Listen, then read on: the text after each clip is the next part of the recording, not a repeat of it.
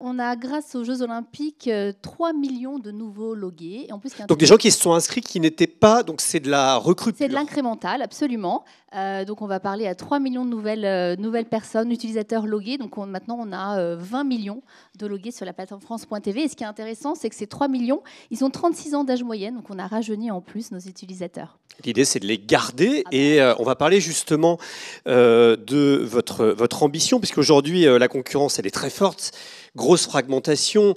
On voit bien que l'ensemble des plateformes aujourd'hui ont des UX, des contenus qui sont tous assez incroyables. Et il faut vous frayer une place aujourd'hui avec la singularité d'une plateforme de streaming d'un service public.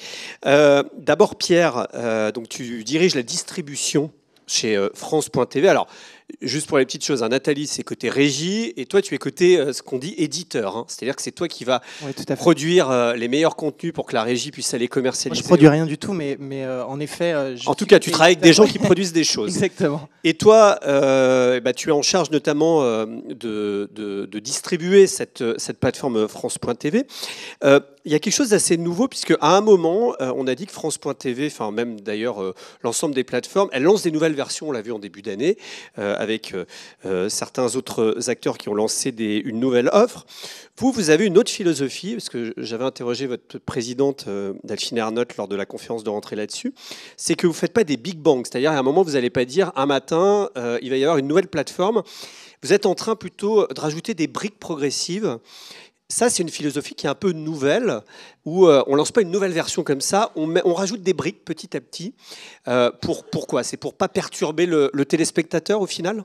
Alors, ou parce que vous êtes tellement génial ? Sincèrement, je pense que dans l'environnement numérique dans lequel on vit aujourd'hui, à mon avis, c'est un peu ce qu'on fait tous. C'est-à-dire qu'on a été suffisamment picousé à la méthode agile pour savoir que maintenant, comme on peut connaître les retours des utilisateurs, savoir qu'est-ce qu'ils pensent de nos nouveautés, et puis aussi est-ce qu'on colle aux objectifs qu'on s'est fixés. J'ai l'impression que c'est un peu tous une philosophie qu'on a adoptée. Je différencierais ça des effets de communication potentiels, et à mon avis, c'est là-dessus, effectivement, on a des copains du privé qui sont assez exceptionnels sur ce terrain-là. Je pense que c'est plutôt à ça que tu fais référence peut-être sur les annonces de l'année passée. Mais quoi qu'il en soit, la méthode d'amélioration continue, je pense que c'est un truc qui est assez standard dans l'environnement. Concernant France Télé en particulier, nous on a une plateforme qui est une plateforme de streaming depuis fort longtemps, puisque ça fait des années maintenant que c'est plus simplement cette plateforme de délinéarisation de la télé linéaire avec des contenus numériques tels que Slash. Parce qu'il ne faut plus dire replay, plus personne n'accepte ce... Mais non, mais parce que c'est une réalité, on est tous des plateformes de destination avec bien plus que simplement le rattrapage de nos télés linéaires, des offres. Nous, notre offre jeunesse, par exemple, c'est la première production en Europe de contenu jeunesse, et c'est pas du tout diffusé sur nos antennes, en tout cas pas en intégralité. Donc tout ça, ça fait quand même longtemps. Après, c'est vrai qu'on a une actualité du moment qui se focalise, je dirais, sur donc toujours dans cette amélioration continue. Nous, on a deux enjeux qu'on poursuit aujourd'hui. Il y en a un, c'est le même que tout le monde, c'est-à-dire de proposer une expérience qui se renouvelle et qui soit toujours plus proche des usages attendus par nos téléspectateurs. Donc là-dessus, sur cette partie expérience, comme les autres, on va avoir un nouveau design. Donc ne vous inquiétez pas, on pourra aussi... C'est pour quand ? Ça, c'est pour le début de l'année prochaine. Et ça va beaucoup changer parce que j'imagine que toi, tu dois regarder ce qui se fait dans le monde entier, les concurrents, mais même dans d'autres pays, et ce que font les grandes plateformes américaines qui ont des gros moyens de développement du X. Je sais pas, il y a des modes, c'est comme dans la haute couture, il y a des défilés. Non, mais comment justement on travaille là-dessus ? Alors, donc moi je suis pas directeur du design de France.tv, mais en revanche, la vérité c'est que quand on compare l'ensemble des plateformes, c'est un peu comme les plateformes sociales et vidéo. Tout le monde se ressemble un peu. Exactement. Donc voilà. Il y a des standards, comme on dit. Il y a effectivement des must-have. On sait que les utilisateurs attendent un certain nombre de choses sur leur homepage, par exemple, et donc on va dans ce sens-là. Après, moi je parlais d'un nouveau design. Là, pour le coup, c'est quelque chose de purement esthétique. Alors, si vraiment le directeur de design de France Télé m'entend, j'espère que ce n'est pas le cas. Non, ce n'est pas que du graphisme, dirait-il ou dirait-elle. Non, hormis ce nouveau design, donc, qui évidemment qui correspond quand même à des études qu'on a pu faire auprès des utilisateurs, il y a d'autres enjeux d'expérience qui vont s'orienter principalement autour de 3 axes. Le premier, c'est l'interactivité. Donc ça, on a pu... On en reparlera, vous avez testé des choses assez intéressantes pendant les JO. On a pu un peu le voir pendant les JO et on poursuit cette démarche. On a la personnalisation. Là, la référence sur l'interactivité, on en reparlera, c'est Twitch, en gros. Exactement. Oui, on a lancé un live chat à la Twitch pendant les directs des JO. La personnalisation, là encore, c'est quand même quelque chose vers lequel tout le monde tend, c'est-à-dire qu'on a plus de data sur les utilisateurs, donc on a la capacité de mieux les servir à la maille, vraiment à une granularité très personnelle. Donc là, on va lancer un espace personnalisé dans France.tv qui s'appellera Mon France.tv, je crois, et qui nous permettra de mieux servir cette personnalisation de la plateforme. Le troisième enjeu, c'est le multiformat.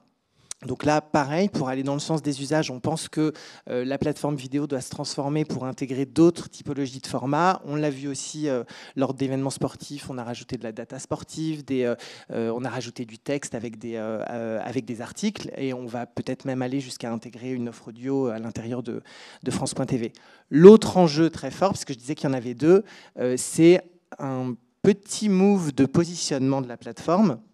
Aujourd'hui, on est éditeur. Demain, et quand je dis demain, c'est vraiment presque demain, on va devenir éditeur agrégateur, puisque on en parlera, on a une ambition d'accueillir un certain nombre de partenaires au sein de l'offre. Notre enjeu, et ça tu l'as dit toi-même, c'est vraiment capitaliser sur la puissance que nous ont apporté les JO pour essayer de fidéliser les utilisateurs et les retenir le plus possible. L'idée, c'est de faire revenir les logués, parce qu'une fois qu'on a créé son compte, l'idée, c'est de le faire revenir, parce que il est extrêmement challengé avec plein de plateformes sur son écran, notamment sur les écrans de CTV. On reviendra là-dessus plus en détail dans un instant, Pierre. Je vais donner la parole à Nathalie. Alors, juste, France.tv restera gratuit quoi qu'il arrive. C'est la philosophie. Non, mais je pose la question. Donc, vous allez rester sur du gratuit. Du coup, vous monétisez. Et ça, il y a la publicité là-dessus. Et oui. Et Nathalie, tu es en charge du commerce à la régie publicitaire de France TV. Justement, d'abord, comment vous travaillez entre la régie et l'éditeur, comme on dit, pour adapter votre offre publicitaire? C'est-à-dire que j'imagine que, je vois les choses, France.tv vient vous présenter des nouvelles choses et vous essayez de réfléchir pour que ce soit intégré.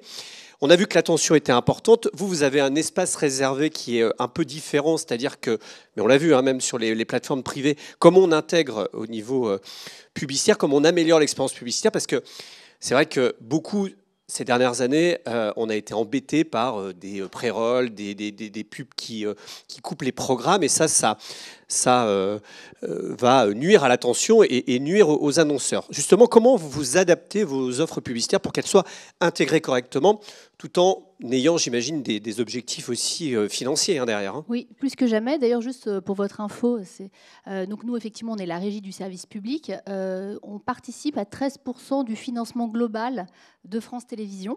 Encore plus cette année, j'imagine, puisque vous avez fait 107 millions d'euros, je crois, de chiffre d'affaires sur les JO. Absolument. Cette année est une année record exceptionnelle. Mais on est déjà projeté sur 2025, évidemment, et donc on va revenir à des standards plus traditionnels, on va dire. Nous, on travaille évidemment en grande proximité avec les équipes France Télévisions, édition numérique, évidemment. On a à cœur, à la régie pub, évidemment, de proposer la meilleure expérience publicitaire, d'abord pour nos utilisateurs de la plateforme, mais aussi évidemment pour nos clients. Et d'ailleurs, on a beaucoup travaillé en mai dernier à la refonte justement de l'expérience publicitaire, à la chorégraphie pub. Et effectivement, pour avoir toujours optimisé cette expérience, on a réduit notamment la durée du pré-roll pour avoir un accès plus direct au contenu. Donc c'est combien maximum maintenant ? Alors, on a supprimé les pré-rolls sur les contenus inférieurs à 5 minutes. On a 30 secondes de pré-roll sur les contenus entre 5 et 10 minutes et 45 secondes sur les contenus supérieurs à 10 minutes. Et on sait si c'est bien accepté, ça? Est-ce que les gens attendent les 45 secondes? Parce que votre objectif, c'est que les gens regardent la pub et aillent sur le programme. Évidemment, on a des niveaux effectivement, de complétion extrêmement élevés, plus de 90%.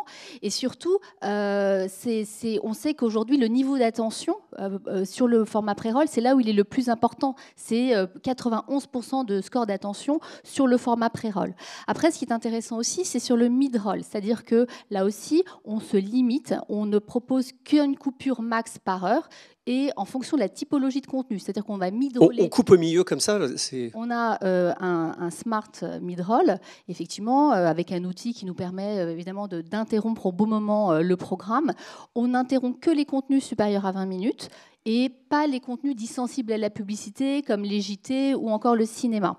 Donc effectivement, voilà, on n'a pas encore mesuré spécifiquement ce que ça fait en termes de performance sur les campagnes, mais on avait déjà mené une grande étude en 2022 où déjà on avait comparé l'expérience publicitaire sur France.tv, sur les campagnes France Télé, par rapport à celle du Global Vidéo. Et donc on avait des scores d'agrément, de considération des marques qui étaient très supérieurs au Global Vidéo, et notamment en termes d'attention. Donc évidemment, là en plus on l'a lancé, cette nouvelle chorégraphie publicitaire, au mois de mai.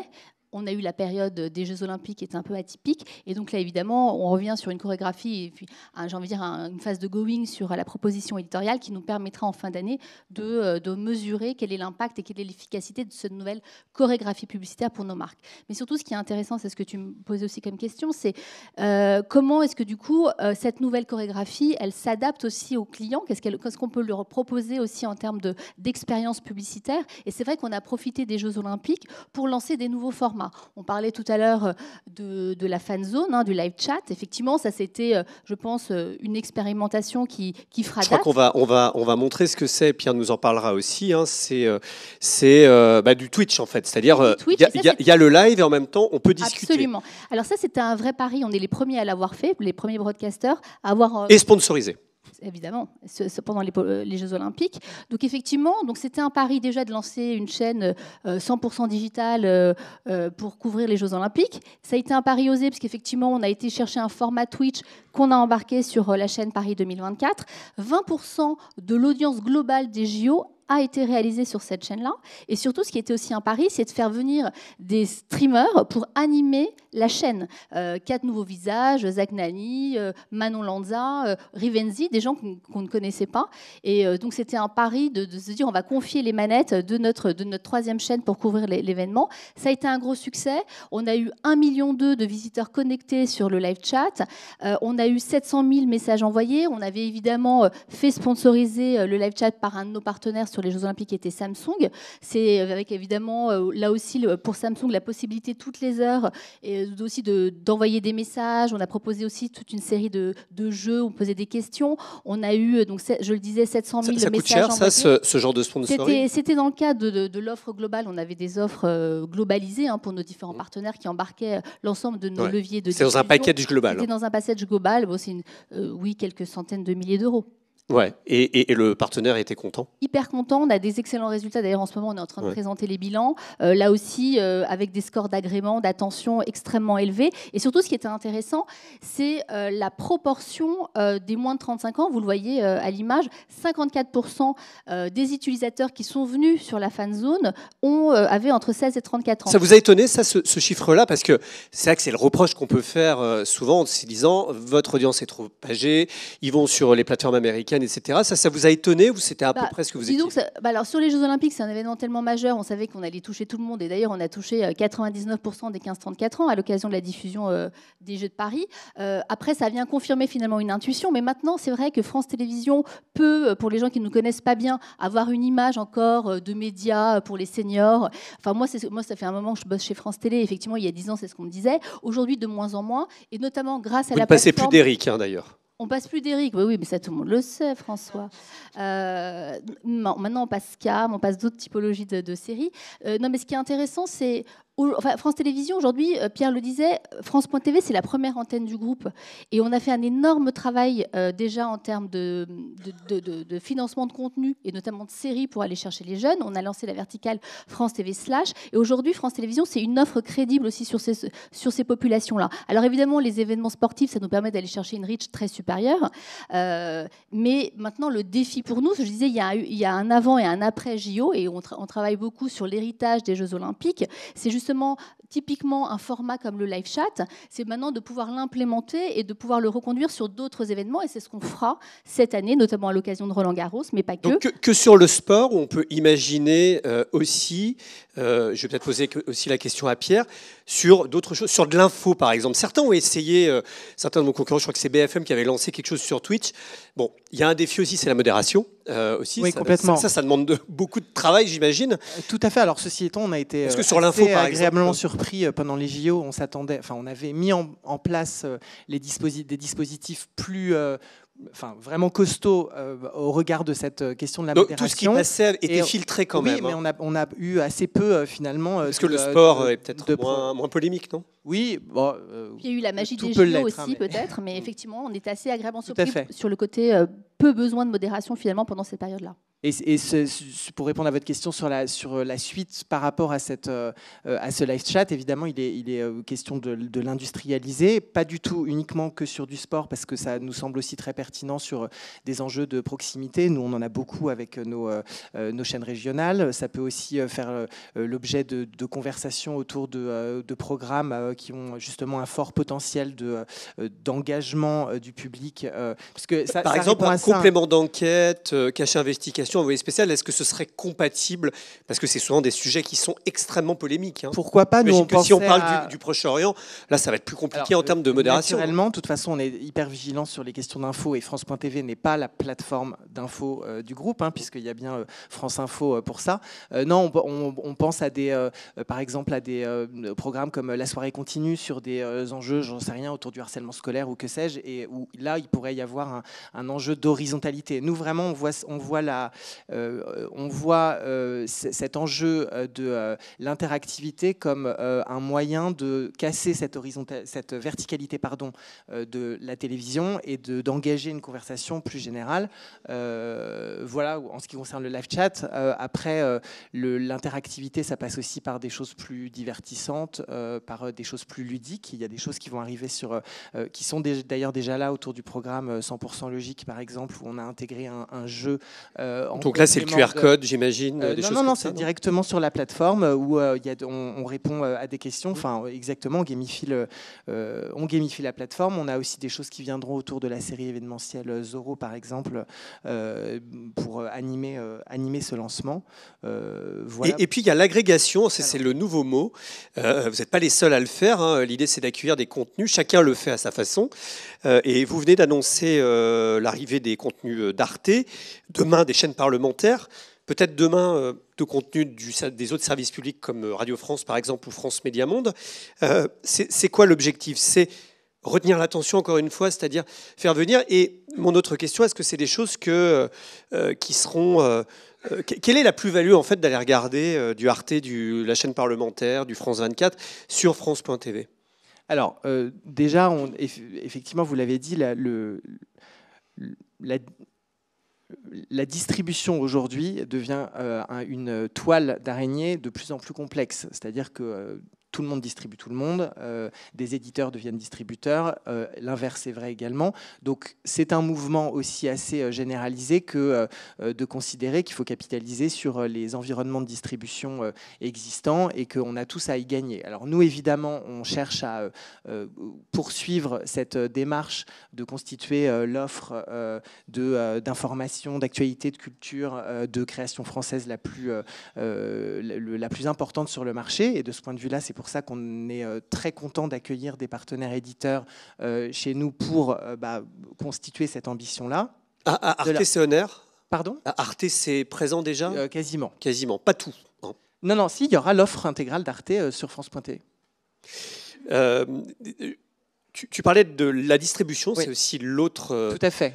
L'autre enjeu, Connected TV Paris Summit, c'est la CTV, c'est la présence pour vous aussi face à des acteurs internationaux qui ont une puissance vis-à-vis des fabricants de télé, les Samsung, LG, TCL, etc. Aujourd'hui, comment France.tv peut avoir sa place sur ces écrans, c'est-à-dire que finalement, quand on arrive sur la page d'accueil, on vous trouve facilement. Et puis, il y a aussi le sujet du SIG, le service d'intérêt général qui vient d'être décidé par l'Arcom, avec visiblement une initiative qui sera un peu différente en Angleterre, où tous les broadcasters se sont réunis au sein d'une appli qui s'appelle Freely, qui d'ailleurs elle-même va être distribuée notamment chez Amazon.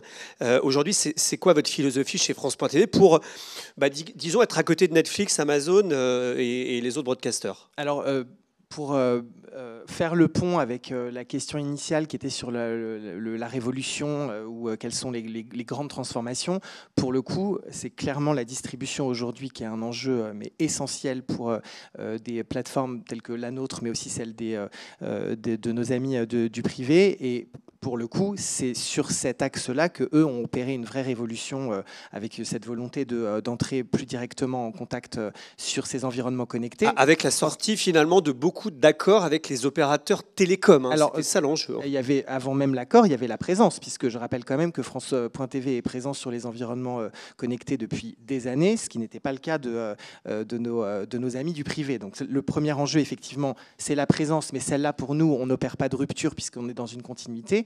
Mais là où, effectivement, l'enjeu est le plus fort, c'est pas tellement d'être présent, c'est d'émerger. Ces environnements connectés, ils sont mais gavés de concurrence. Les interfaces telles que les Smart TV ou autres recréent leur propre parcours d'accès au contenu. Et donc nous, notre enjeu de référencement et de valorisation de nos catalogues sur ces environnements est essentiel, au-delà même de la présence de nos applicatifs. C'est là que on a plusieurs manières de réagir par rapport à ça. On a des super bonnes relations avec l'ensemble de ces acteurs-là, relations qui incluent ou pas des accords, qui incluent ou pas du financement, mais en tout cas, on va dire une relation de gré à gré avec chacun d'entre eux. Et puis, vous payez ou ils vous payent? Comment ça se passe? Il se passe des choses. D'accord.